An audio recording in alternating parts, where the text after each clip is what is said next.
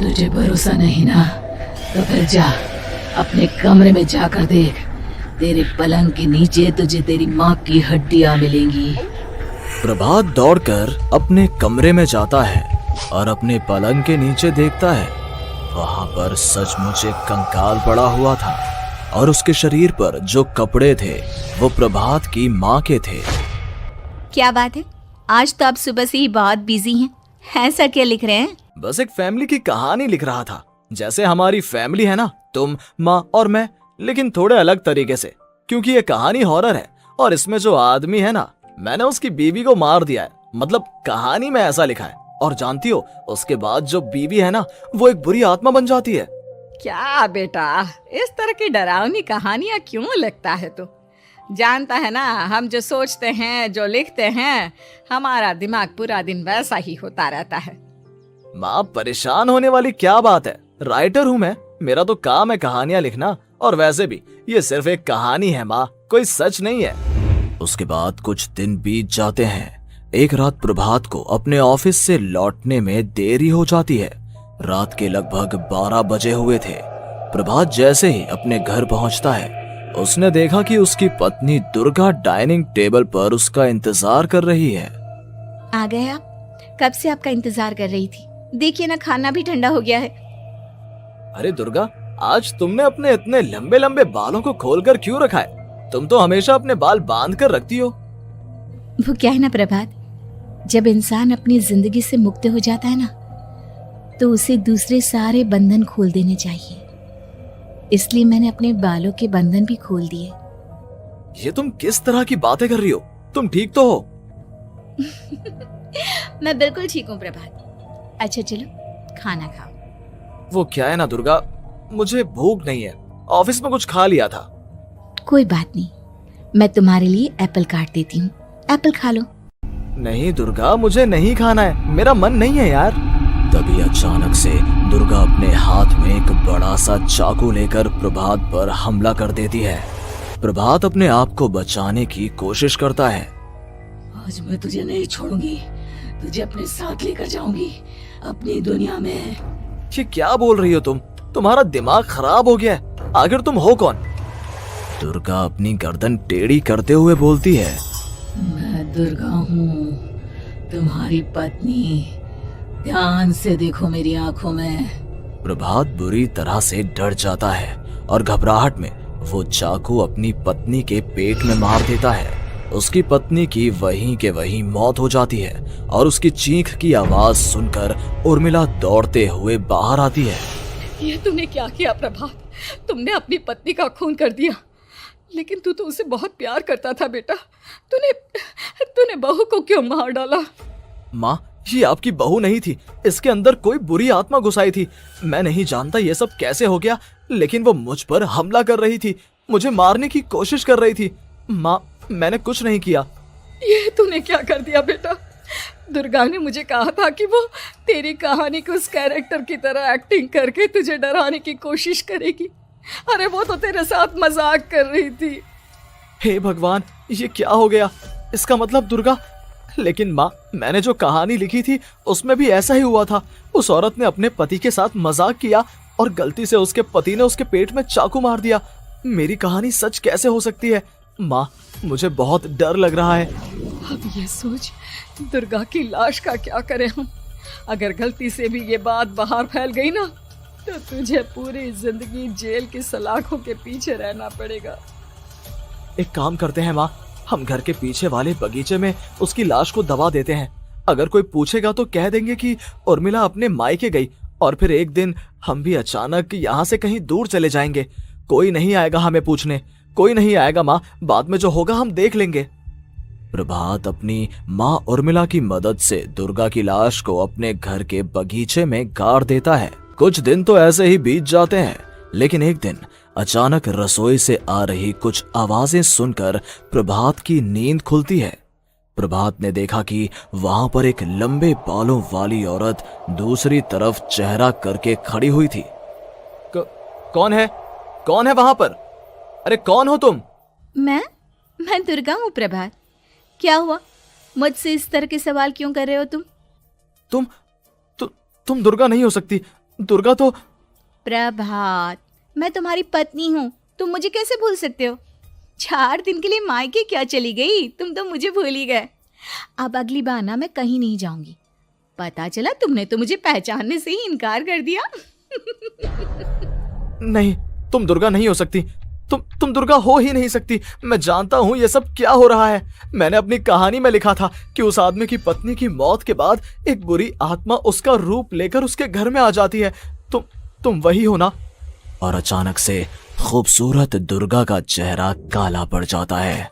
उसकी आंखें लाल हो जाती हैं और पूरे शरीर पर बाल, लंबे नुकीले नाखून, उसके दोनों पैर उल्टे हो जाते हैं और बेहद डरावनी आवाज में वो चिल्लाकर कहती है, बुरी आत्मा, मेरा खून करके मुझे अपने ही घर में गाड़ कर तू मुझे बुरी आत्मा कह रहा है? मैं तुझे छोड़ूंगी नहीं। और अचानक से प्रभात के घर में बेहद डरावनी आवाजें गूंजने लगती हैं। घर में चारों तरफ बहुत सारी बुरी आत्माएं नजर आने लगती हैं। प्रभात घबरा कर अपनी माँ को आवाज देता है, माँ कहाँ है आप? जल्दी आइए माँ, देखिए ना ये सब क्या हो रहा है। प्रभात ने देखा कि अचानक से उसकी माँ कमरे से दौड़ कर आती है। क्या हुआ प्रभात? और ये लोग कौन है? इन सब की गर्दन टेढ़ी क्यों है? इनके बाल खुले हुए। हाँ प्रभात, ये सब लोग तो मुझे मरे हुए नजर आ रहे हैं। हाँ माँ, ये सब लोग मरे हुए ही हैं और ये ठीक वैसा ही हो रहा है जैसा मेरी कहानी में हुआ था। लेकिन मेरी कहानी के हिसाब से तो आप भी। अचानक से उर्मिला का रूप बदल जाता है।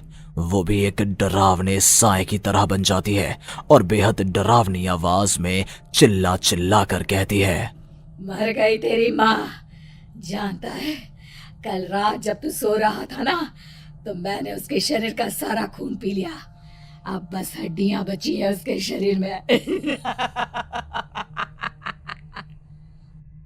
नहीं, ऐसा नहीं हो सकता, ऐसा बिल्कुल नहीं हो सकता। मेरी माँ नहीं मर सकती। तुझे भरोसा नहीं ना? तो फिर जा, अपने कमरे में जाकर देख। तेरे पलंग के नीचे तुझे तेरी माँ की हड्डियां मिलेंगी। प्रभात दौड़कर अपने कमरे में जाता है और अपने पलंग के नीचे देखता है। वहां पर सचमुच एक कंकाल पड़ा हुआ था और उसके शरीर पर जो कपड़े थे वो प्रभात की माँ के थे। माँ, अब मुझे कुछ करना पड़ेगा। लेकिन मेरी कहानी में लिखा था कि माँ की मौत मेरे हाथों से होगी, पर माँ तो पहले ही मर चुकी है और वो बुरी आत्मा मुझे भी मार देगी। नहीं नहीं, इससे पहले कि वो मुझे कुछ करे, मुझे उसका काम खत्म करना होगा। प्रभात अपने हाथ में बड़ा सा चाकू लेकर उस बुरी आत्मा पर हमला कर देता है जिसने प्रभात की माँ का रूप लिया हुआ था। और अगले ही पल वो नीचे गिर जाती है और उसके शरीर से खून बहने लगता है। ऐसा नहीं हो सकता, एक बुरी आत्मा के शरीर में तो खून होता ही नहीं है। तो क्या सच में मैंने अपनी माँ को मार दिया? लेकिन अभी कुछ देर पहले तो फिर वो कंकाल किसका है? और ये कौन है? मैं पागल हो जाऊंगा। और अपनी माँ की लाश, इसका मैं क्या करूं? लोग पूछेंगे तो मैं क्या जवाब दूंगा? तभी वहां पर दुर्गा का रूप लेकर जो आत्मा थी उसने प्रभात से कहा, गाड़ दे अपनी माँ को ले जाकर उसी जगह जहाँ तूने मेरा खून करके मुझे गाड़ दिया था। जा, चला जा। घबराया हुआ प्रभात पागलों की तरह अपनी माँ की लाश को लेकर बगीचे में गाड़ देता है। प्रभात की हालत पागलों जैसी हो जाती है। वो अपने आप को अपने घर में बंद कर लेता है। कहानी के हिसाब से तो आगे ये हुआ था कि कहानी लिखने वाले ने उन बुरी आत्माओं से डरकर आत्महत्या कर ली थी। तो क्या मैं भी मर जाऊंगा? क्या मैं भी आत्महत्या कर लूंगा? एक काम करता हूँ, मैं अपनी कहानी का अंत बदल देता हूँ। हाँ, ये मैंने पहले क्यों नहीं सोचा। मैं लिख दूंगा कि कहानी को लिखने वाला आत्महत्या नहीं करता, बल्कि कहीं दूर जाकर नए सिरे से अपनी जिंदगी शुरू करता है। यही सोचकर प्रभात ने अपनी लिखी हुई कहानी को बाहर निकाला और उसे पढ़ना शुरू किया। ये देखकर वो हैरान रह गया कि कहानी का क्लाइमैक्स तो किसी ने पहले ही बदल दिया था। ये क्या? इसमें तो लिखा हुआ है कि आखिर में उस लेखक की पत्नी और माँ दोनों बगीचे में जिंदा दफन थे। बुरी आत्माओं ने उनको कैद करके रखा था और वो लेखक अपनी माँ और पत्नी दोनों को जिंदा बाहर निकाल लेता है। लेकिन लेकिन ये सब लिख किसने दिया? प्रभात दौड़कर बगीचे में जाता है और वहां पर खुदाई करना शुरू कर देता है। प्रभात देखता है कि वहां पर लकड़ी के 2 बड़े संदूक हैं और उनके अंदर से आवाजें आ रही हैं। प्रभात, प्रभात बचा लो मुझे, अगर थोड़ी देर और हो गई तो वो मुझे छोड़ेगी नहीं। बेटा देखो, मैं इस बक्से के अंदर बंद हूँ, प्लीज मुझे बाहर निकालो, वो बुरी आत्मा किसी भी वक्त मुझे मार डालेगी। प्रभात वो दोनों बक्से बाहर निकालता है और अपनी पत्नी और माँ दोनों को आजाद करवा लेता है। लेकिन तभी वहां पर अचानक से एक बेहद डरावनी और खौफनाक दिखने वाली औरत आ जाती है। तुझे क्या लगा था इतनी आसानी से अपनी पत्नी और माँ को बचा लेगा? बस 5 मिनट और उसके बाद अमावस का चांद आसमान में आने ही वाला है। लेकिन तूने इन दोनों को बाहर निकाल लिया, अब तुझे मरना होगा। नहीं, मैं जानता हूँ मैं नहीं मरूंगा, और अब आगे क्या करना है ये भी मुझे पता है।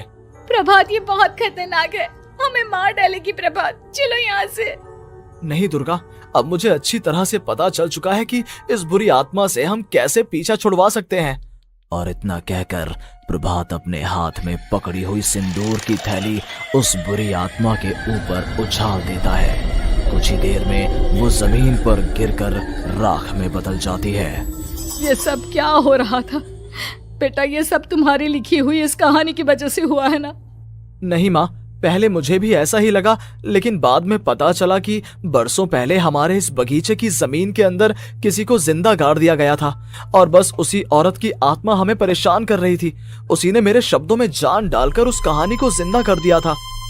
मुझे माफ कर दो प्रभात, मैंने आपकी कहानी के साथ छेड़छाड़ की थी और उसे बदल दिया था। माफी मांगने की जरूरत नहीं है दुर्गा, तुम्हारे उस बदलाव की वजह से ही आज हम सब जिंदा हैं, क्योंकि आखिर में कहानी में वो हुआ जो तुमने लिखा।